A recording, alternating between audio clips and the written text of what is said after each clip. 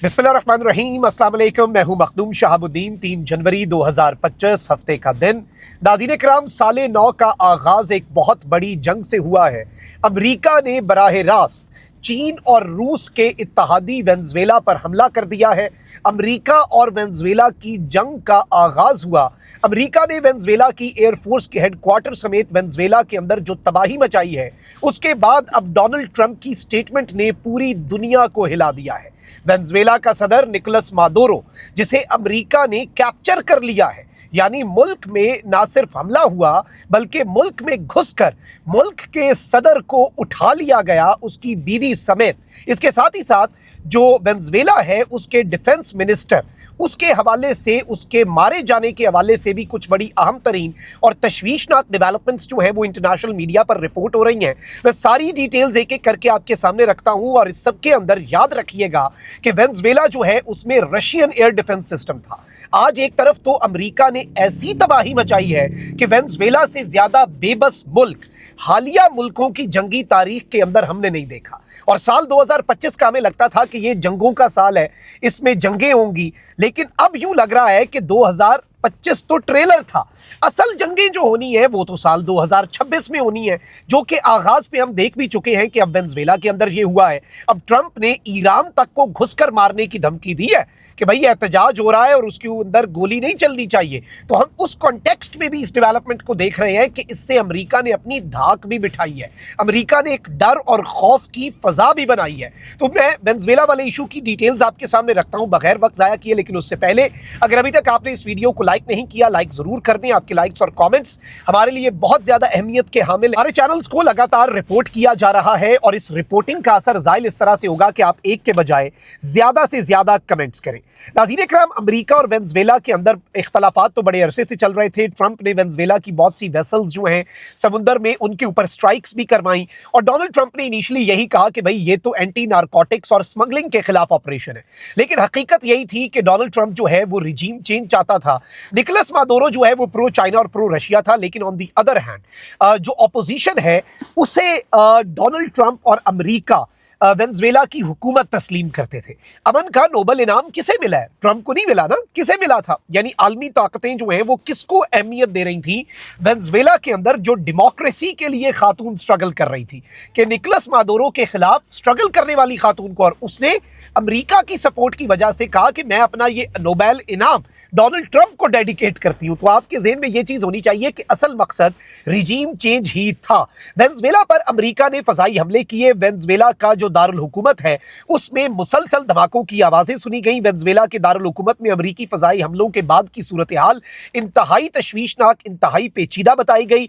इसके साथ ही साथ जो लेटेस्ट डेवलपमेंट्स हैं, नाज़रीन इकराम, मैं आपको ये बता दूं कि जर्नलिस्मिक फ्रांसिस्को डी मेर्दान एयरबेस जो है उसे हिट किया गया और सिचुएशन जो है वो डेवलपिंग सिचुएशन के तौर पर सामने आई। और इस सब के अंदर हेलीकॉप्टर्स जो हैं जिसमें यूएस आर्मी के पर्सनल भी थे। एक होता है आप एक मुल्क में घुसे, आपने एयर स्ट्राइक्स कर दी, आपने उस मुल्क के अंदर हर चीज के ऊपर रंदा फेर दिया और आपके जहाज वापस आ गए। यूजुअली यही हम जंगे रिसेंट टाइम्स में देख रहे हैं, बट ऐसा नहीं हुआ। सिर्फ अमेरिका ने वेनेजुएला के एयरफोर्स के हेडक्वार्टर को उड़ा दिया, वेनेजुएला के एयरपोर्ट्स को तबाह कर दिया।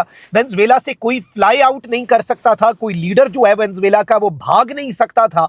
अमेरिका ने ये सब करने के बाद यूएस मिलिट्री हेलीकॉप्टर्स, क्योंकि अमेरिका के जंगी बहरी भेड़े समुद्र में थे, वहां से उन्होंने परवाज भरी। अमेरिका की आर्मी जो है, ट्रूप्स ऑन ग्राउंड, वेनेजुएला की सरजमीन पर अमेरिका के फौजी भी उतरे। अब अमेरिका के फौजियों के उतरने का मतलब क्या है, इस चीज को भी हम समझ लेते हैं।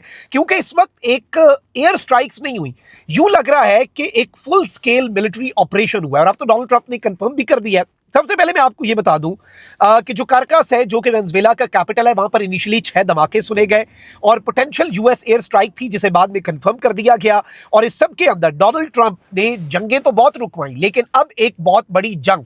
अब वेनेजुएला इतना बेबस लग रहा है कि इसे अब हम जंग भी नहीं कह पा रहे, इसे हम एक इन्वेजन कह रहे हैं, इसे हम एक बड़े मुल्क का, एक तगड़े मुल्क का दूसरे मुल्क के ऊपर हमला कह सकते हैं। और ऐसी स्ट्राइक्स हैं जिन्होंने वेनेजुएला की बुनियादों को हिलाकर रख दिया है। वेनेजुएला की मिलिट्री कमांड जो फोर्ट ट्यूना है, उसके साथ ही साथ ला कार्लोटा एयरबेस जो है, उसको भी अमेरिका ने मुकम्मल तौर पर तबाह बर्बाद कर दिया, ये एलिमिनेट कर दिया इन्होंने। फिर नाज़रीन किराम बताया गया कि वेनेजुएला के जो मिलिट्री कमांड है उसे तबाह किया। इनिशियल रिपोर्ट के अंदर बताया गया कि इस वक्त जो वीडियोस भी हैं दे वर क्रेजी, यानी वहां पर जो हालात थे वेनेजुएला के अंदर, इतने परेशान कुन विजुअल्स हमें वेनेजुएला से मौसूल हुए कि आप इसका अंदाजा भी नहीं लगा सकते। फिर उसके साथ ही साथ जो वेनेजुएला के पोर्ट्स हैं, जो वेनेजुएला की बंदरगाहें हैं, वहां पर पहले हमलों के बाद सेकेंडरी हमले जो हैं वो देखे गए। और इस सब के अंदर अमेरिका की जो स्पेशल डेल्टा फोर्सेस हैं, ये अमेरिका का एलीट आप कह लें कि जैसे पाकिस्तान के पास एसएसजी कमांडो है, जब हमने आखिरी मक्कू कोई ठपना हो या आखिरी जिसे आप कहते हैं नेल इन द कॉफिन, तो हमारे एसएसजी जाते हैं, ये स्पेशल सर्विसेज ग्रुप होता है। उसी तरह से अमेरिका की डेल्टा स्पेशल फोर्सेज हैं, जो डेल्टा फोर्स है अमेरिका की, ये बड़ी कमाल की इनकी महारत होती है, ये बड़े वेल ट्रेन्ड होते हैं और ये एक ऑपरेशन करने के लिए वेनेजुएला की सरजमीन पर उतरते हैं। यानी पहले वेनेजुएला का मिलिट्री इंफ्रास्ट्रक्चर तबाह किया, वेनेजुएला के मिलिट्री हेडक्वार्टर, वेनेजुएला का एयरबेस, सब कुछ उड़ा दिया, बंदरगाहें तबाह कर दी, कहीं से राह फरार नहीं छोड़ी। इस सब के अंदर नाज़रीन किराम मैं आपको यह बता दूं कि डोनाल्ड ट्रंप जो है उसने इस सब के बाद एक स्टेटमेंट जारी की। अच्छा देखिए, अमेरिका ने शुरू में यह मौक़िफ़ इख्तियार किया था कि यह एंटी नारकोटिक्स और एंटी स्मगलिंग हमारा एक ऑपरेशन है, यही अमेरिका का मौक़िफ़ रहा, अमेरिका ने यही स्टेटमेंट दी। फिर डोनाल्ड ट्रंप ने जब यह बात कही ना कि निकोलस मादुरो तो इस ड्रग और स्मगलिंग का असल बॉस है, उस वक्त समझ लग गई कि निकोलस मादुरो जो है अब इसको अमेरिका ने रगड़ना है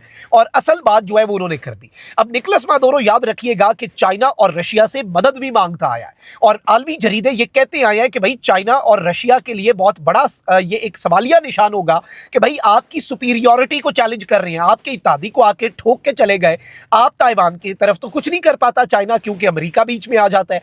यूक्रेन के ऊपर रशिया हमला फुल फ्लेज नहीं कर पाता, कब्जा नहीं कर पाता, क्योंकि यूरोप और नेटो आ जाता है। लेकिन अमेरिका जब इन मुल्कों के इत्तेहादियों की तरफ बढ़ता है तो क्या ये मुल्क अमेरिका को रोक पाते हैं या नहीं, और ये मुल्क क्या उसके ऊपर सिर्फ मजम्मत करते हैं या फिर सिर्फ इस मुल्क की सपोर्ट करते हैं या डायरेक्टली इन्वॉल्व होते हैं। ये एक बहुत बड़ा सवाल जो है ये चाइना के ऊपर भी रेज किया जाता रहा। अब डोनाल्ड ट्रंप ने जो स्टेटमेंट दी है कि the United states of America has successfully carried out a large scale strike against Venezuela and it's leaders.